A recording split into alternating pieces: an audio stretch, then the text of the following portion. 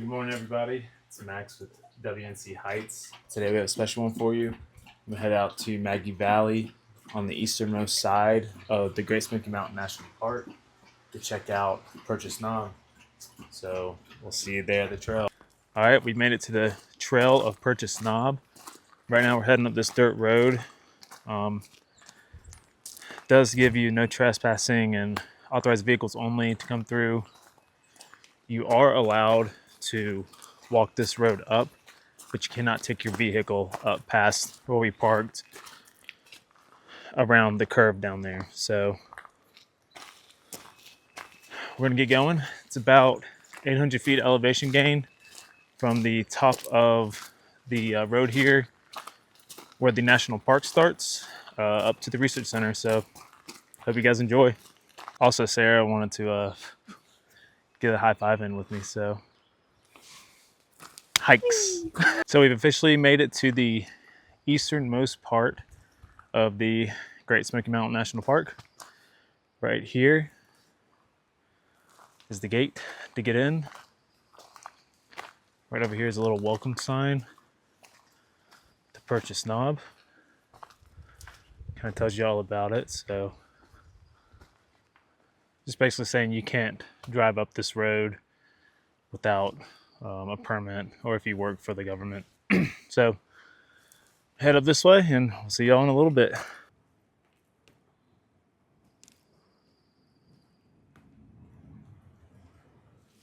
You see all those little lights? I did. Just came up on our second warning sign for you not to drive through here. I've actually never seen the gate open before. I've had one time about a year ago, someone pull up in a car, get out, unlock the gate, and drive forward. I asked if I could follow her in, and she said no. She showed me like this official government badge, and I was like, all right, have a good one. So it's not actually not that bad of a walk or a hike. And it's beautiful out. We just got done with a massive rainstorm. We have some water flowing down the mountainside, and we actually have some flowers blooming as well right now. So at the top, we are hoping that the main field that you pass through has had its flowers bloom with all this rain and warmer weather that we've been experiencing the past few weeks. But we'll be able to tell once we get up there. And soon we're gonna have to shed some clothes because I'm starting to sweat.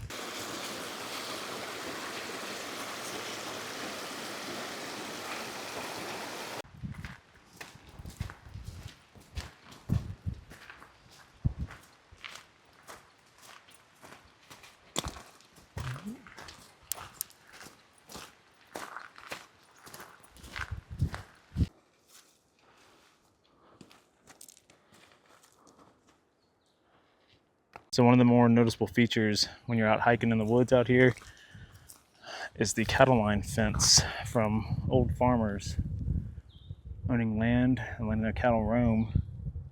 I believe they were put up back when the land was first bought by the government, so the cattle actually wouldn't cross over into public land and no one could take their cattle. I'm assuming that's what it's about. So they kind of do that out west with bison, how they're protected in the national park. And once they get out of the national park, people take them for food.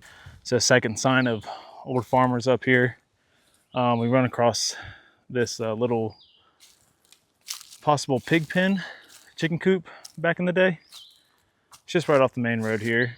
Right behind some barbed wire fence. So it's pretty neat. I know that they still allow horses to roam up and down this trail, and I think that right over here to my right, it's a perfect example of that, where horses might come up from, or maybe it's just an old logging road, but regardless, still pretty neat little features.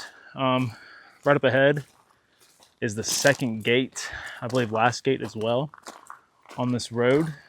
We've gone about, I don't know, about 0.75 maybe less than that of a mile.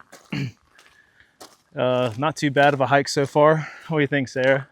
sweaty. Yeah, you put your hands over your head. And yeah, so eventually here it's going to open up for us and we'll be able to see some, I believe there's a Christmas tree farm up here and the research center on top of the hill.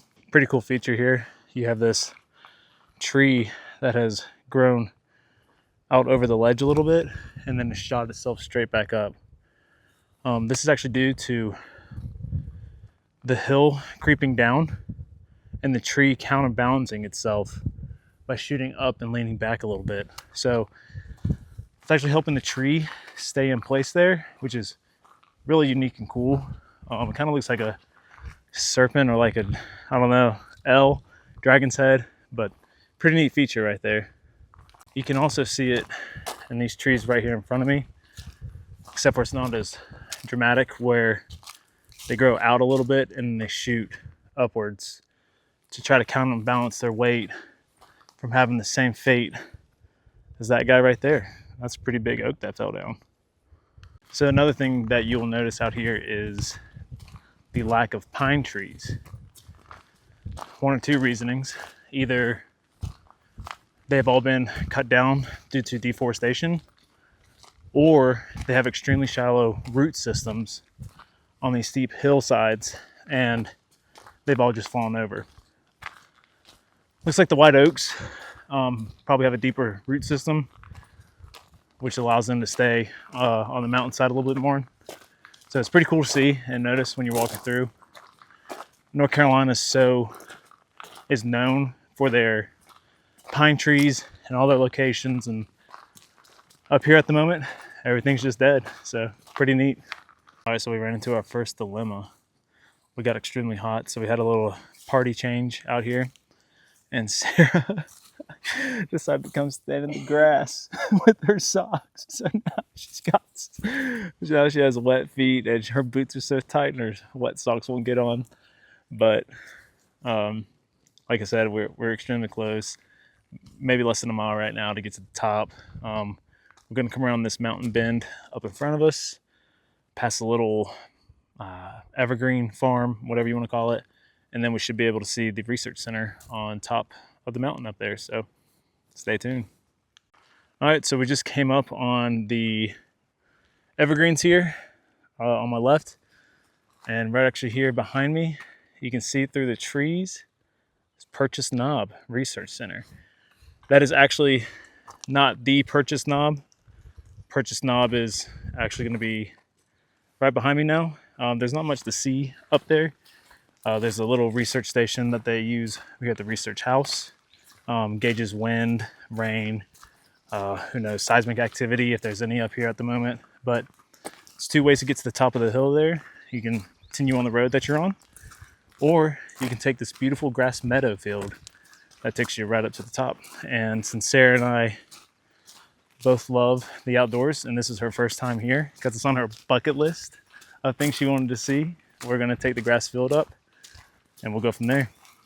We're coming up on the split now. It goes two ways. To the left, it's going to take you to a little cabin, which later in this video I'll show you guys. We're currently on the Cataloochee Divide Trail, and to our left here is the Freeman cabin. Maybe, I can't quite read it, but here's the start of the trail that takes you up through the grass meadows.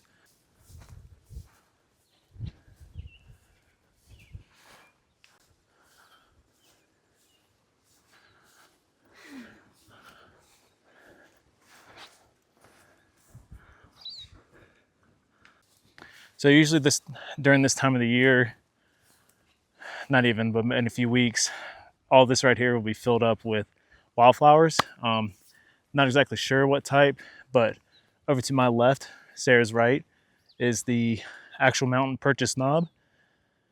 And it overlooks the Cataloochee Valley down to right behind us. And we're actually almost to the top. It looks beautiful.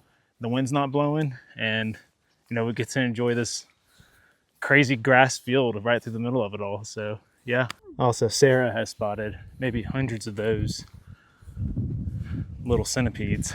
No idea what they are. I'm actually going to ask my buddy Taylor. He's a bug guy, but he's cool though. He's a cool guy. Most bug guys are a little weird. Not Taylor. College roommate of mine. Miss him a lot. He lives in the flat part of the state. Ooh, so give him a hard time about that. So maybe he can give us a little insight on it. It'd be pretty cool to know. All right, after the last push through the field, we've actually made it to the top, and yeah, y'all need to check it out. Starts off with the research center here. It's beautiful. Bench on the outside, picnic tables over to my left, and then comes the view.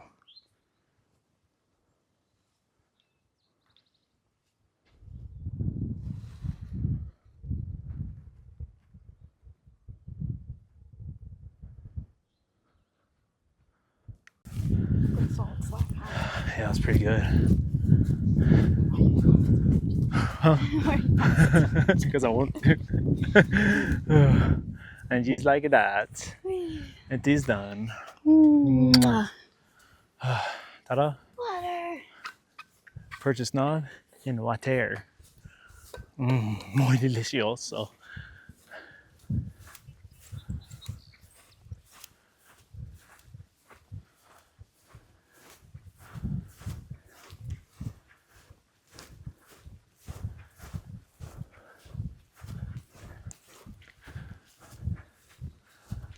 Real quick, we're gonna head down to the Freemason cabin, which was that little side trail that we were first at before we came up the open field. And yeah, we'll see y'all down there. Wait, let me put my face in my pocket.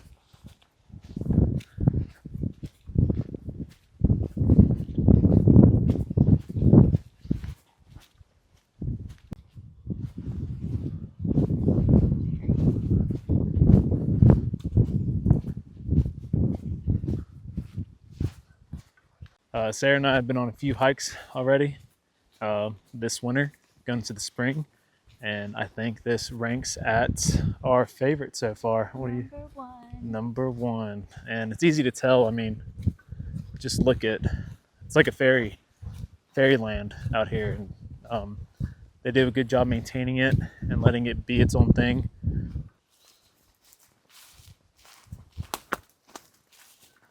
Wow, look at this.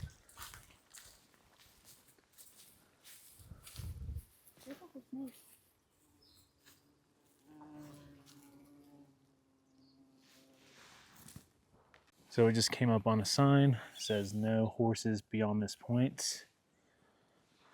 Well, looks like I gotta leave myself behind and let Sarah go on. I can't go past that. So down here at the cabin, we have two special features. I'm not quite sure what this is.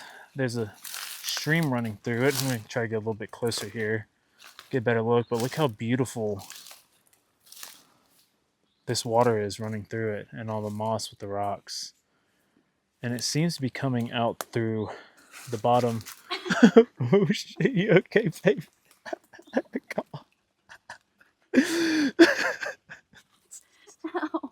This is why I'm a bad knee. All right, Sarah just took a stumble. But yeah, we're at the bottom of this.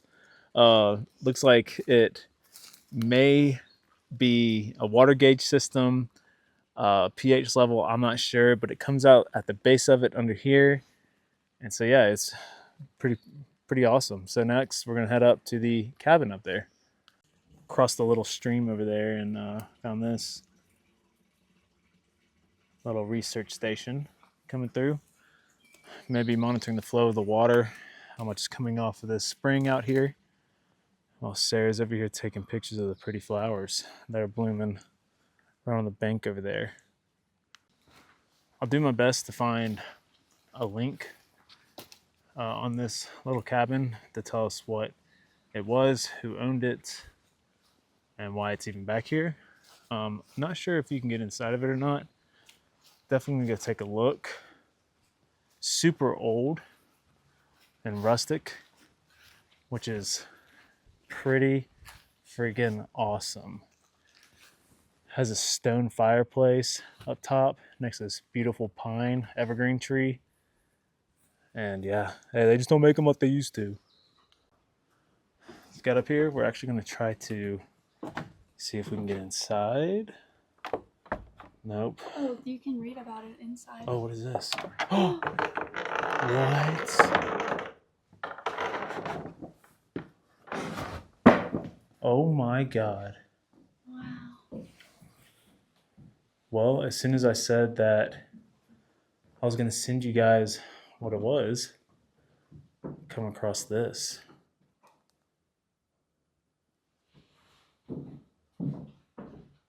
The Ferguson cabin. So we honestly weren't expecting to be able to get inside, and it's actually so cool and unique. The flyer over here said that it is the highest known historical cabin in the Smokies above 5,000 feet. And during the time, apparently it was unusual for the farmers to live this high due to the colder weather and the agricultural aspect. So Sarah made a really cool point about how here at this exact table, it seems that someone used to eat right here, used to sleep in here, cook. I don't know what else, but Make a fire. have, I guess, a local friend come over. Yeah, it's pretty cool. Last time I was here, I feel like you weren't able to come in the cabin, so this is definitely a cool experience. It was built in 1874, so 151 years ago that this cabin has been standing. It's pretty neat, and just another special treat that we get to experience. All right, that's it for us here at Purchase Knob. We're gonna head back down to the car, and I hope you guys enjoy this video, and I'm gonna add some drone footage now. Enjoy. Peace. Thank you.